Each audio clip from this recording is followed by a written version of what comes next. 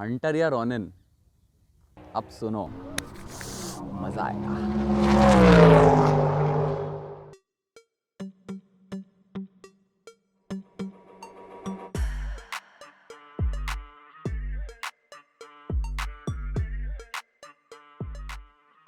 अब जिसके लिए तुम लोग आए हो, हंटर या रोनिन, तो देखो भाई, ऐसा है, कंपैरिजन तो है ही नहीं, जीरो कंपैरिजन मेरे हिसाब से। फिर भी क्योंकि क्या है, प्राइजेस बहुत क्लोज हैं, तो हम पैसों को एक बार को कंसीडर करते हैं, पैसों को, है ना। लेकिन फिर भी इसमें एक लूप होल है, समझो। टीवीएस की ये गाड़ी है, ठीक, रॉयल एनफील्ड की वो गाड़ी है, ठीक। टीवीएस और एनफील्ड दोनों का एक ही पर्पस था कि हमें थोड़ी सी ना अजाइल गाड़ी चाहिए जो बेस्ट ऑफ बोथ वर्ल्ड्स हो। ये इंडिया है भाई, यहाँ पे ना ऐसा नहीं हो सकता कि आदमी ऑफ रोड के लिए अलग ले, ऑन रोड के लिए अलग ले। लेकिन एक समझना, एनफील्ड नहीं है ऑफ रोड के लिए, वो कंपनी बोलती नहीं, इसको बोलती है। तो बेस्ट ऑफ बोथ वर्ल्ड्स देने की कोशिश की है कि शॉर्ट राइडर्स भी चला पाए, छोटी गाड़ियां हैं ये।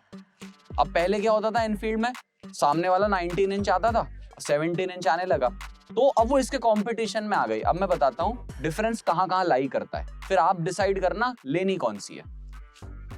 फ्रेम पे बात करते हैं, दोनों ही डबल क्रैडल है, दोनों ही फ्रेम डबल क्रैडल है, लेकिन इसका कंस्ट्रक्शन थोड़ा लाइट है एज कंपेयर टू उस कंस्ट्रक्शन के, क्योंकि दोनों डबल क्रैडल फ्रेम पे एक पे बैठा हुआ है 225 सीसी, एक पे बैठा हुआ है 350। दोनों के इंजन की बनावट भी अलग है। ये जो इंजन है इसका बोरो स्ट्रोक 66 है, स्क्वायर इंजन है, उसमें क्या है, स्ट्रोक बड़ा है तो टॉर्क ज्यादा आता है। अब भाई अगर आप कंपेयर करने निकले हो तो मैं इस फैक्ट को डिनाई कैसे कर दूं कि उसका 7 न्यूटन मीटर का टॉर्क ज्यादा है, 7 न्यूटन मीटर, यानी कि पूरा एक एक्टिवा का इंजन ऑलमोस्ट उतना फर्क है। समझ रहे हो आप, उस चीज को समझने की कोशिश करना। पावर इसमें भी है, अब 100 सीसी का कुछ तो फर्क होगा ना, ठीक है चलो, टॉर्क उसका ज्यादा है मान लिया। जब आप गाड़ी चलाते हो तो एक तो इंजन का काम हो गया पावर डिलीवर करना, दूसरी चीज होती है कि वो गाड़ी को मैनेज कैसे करते हो। अब भाई देखो, ऑनेस्टली इसका मैनेजमेंट उससे अच्छा है और इसमें कोई डिनायल नहीं है क्योंकि टेक इन्वॉल्व है। सिंपल साइंस है, यूएसडी फोक्स लगे हुए हैं और एलॉय लगा हुआ है, ठीक है। चलो एलॉय भी छोड़ दो, वो डायमंड कट है उस पे सब छोड़ दो, यूएसडी लगे हुए हैं भाई। यूएसडी की बात ही अलग होती है, यूएसडी बहुत तेज फ्लिक करता है, ऊपर से वेट भी कम है इसका, वो सब भी ठीक है। टेक्नोलॉजिकली थोड़ी ज्यादा एडवांस्ड है, इसमें ऑयल कूलिंग है, आपका ये जो इंस्ट्रूमेंट क्लस्टर है इस पे डेटा ज्यादा है, सारा सेटअप एलईडी है, ठीक है। सामने भी आपको थोड़ा शूशा देखने मिल जाता है, ये जो टीवीएस का लोगो लगा हुआ है, ये सब भी ठीक है अपनी जगह। लेकिन अब आप बोलोगे लेना क्या है, वो वाली बात फंसती है ना कि लेना क्या है। अब उनकी बात करते हैं किनको लेनी चाहिए ये गाड़ी। देखो, सीट्स इसकी ज्यादा कंफर्टेबल है हंटर से, ठीक है, क्योंकि बड़ी सीट्स हैं, टैंक पे आप अच्छे से होल्ड कर पाते हो, ठीक है। इंजन से टॉर्क आता है, लो एंड पंच अच्छा है, वो भी ठीक है। लेकिन अगर आप बात एनफील्ड से करोगे तो एनफील्ड का इंजन बहुत अच्छा पावर बनाता है, वाइब्रेशन ये ज्यादा स्मूथ है, नो डाउट ये स्मूथ है। एनफील्ड में स्मूथनेस थोड़ी कम है क्योंकि स्ट्रोक बड़ा है और काउंटर बैलेंसर शाफ्ट होती है, वो दोनों की बहुत अलग है, वो सब अलग बात है।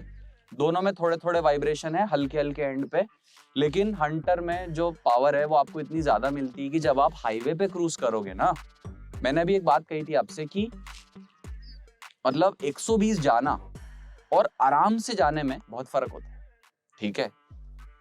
Any day any time anywhere Hunter बहुत इजीली मतलब क्रूज कर सकती है। दोनों की टॉप स्पीड 120 है, मजे की बात तो यही है, दोनों 120 है।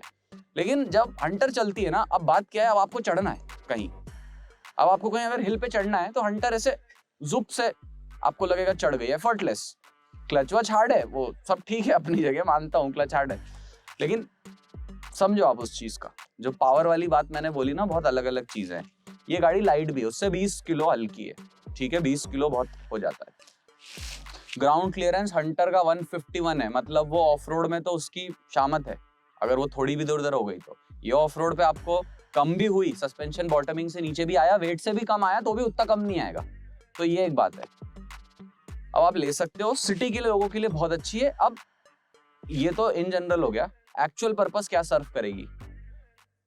जिन लोगों को पावर का शौक है ना, मतलब पावर चाहिए, थोड़ा सा लीनियर स्टेबिलिटी चाहिए, इसका व्हील बेस भी कम है। व्हील बेस मतलब इस टायर के सेंटर से इस टायर के सेंटर का जो डिस्टेंस है वो कम है इसका।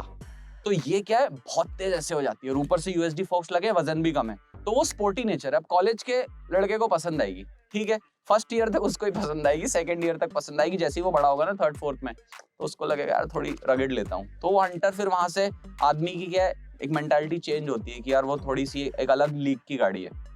लीनियर स्टेबिलिटी उसकी ज्यादा है क्योंकि वो लंबी है, ठीक है। टायर साइज भी जो इसका है ना, इसका 100 है और ये वाला 130 है, उसमें हंटर में ये 110 है और 140 है। यार फर्क पड़ता है, कहीं ना कहीं उतने बड़े व्हील बेस पे फर्क पड़ता है।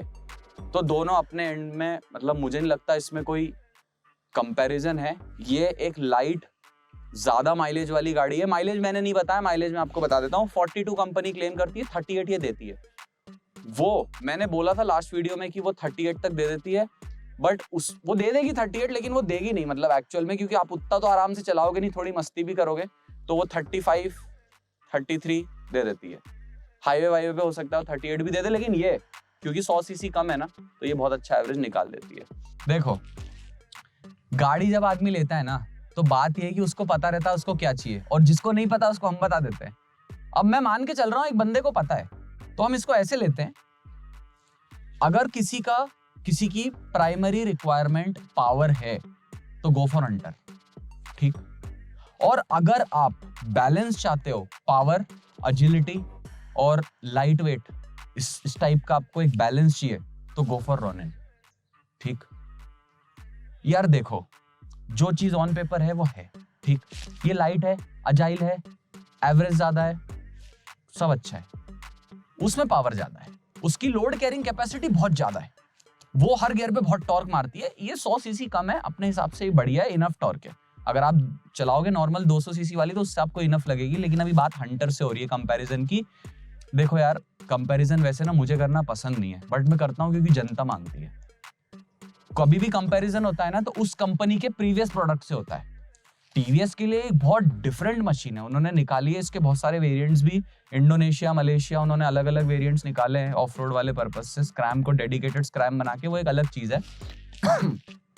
टीवीएस के लिए भी नया है, और रॉयल एनफील्ड के लिए वो आइटम भी बहुत नया है, ठीक। तो मैं इसको ऐसे देखता हूं कि एनफील्ड ने क्या अपग्रेड किया और टीवीएस ने क्या अपग्रेड किया, ठीक है। आप इसको उस तरीके से देखो, बट अगर आपको कंपैरिजन चाहिए था तो मैंने बता दिया, और अगर कुछ रह जाता है तो कमेंट में बता दो, मैं अलग से वीडियो बना दूंगा। सुन लिया कंपैरिजन, तुम रुक गए वीडियो में, बहुत बड़ी बात है। तुम्हें सही में लेनी है ना गाड़ी की, तुम ऐसे ही आए हो, चलो कोई बात नहीं। देखो, YouTube का एक रूल होता है, जब भी आप वीडियो देखते हो तो शराफत से पहले तो सब्सक्राइब का बटन दबाओ, फिर वो एक अंगूठा होता है उसको दबाओ, फिर नीचे शेयर होता है, शेयर करो, ठीक है। अगली बार नहीं बोलूंगा। अभी क्या रोहित शेट्टी लुक में हो ना, तो फॉर्म थोड़ा वैसा है, समझ गए। वो तो अच्छा ही है शोरूम से लिए, वरना तो पता है ना रोहित शेट्टी कैसे उड़ा देता है गाड़ी। अभी शोरूम वाला देख रहा है भाई।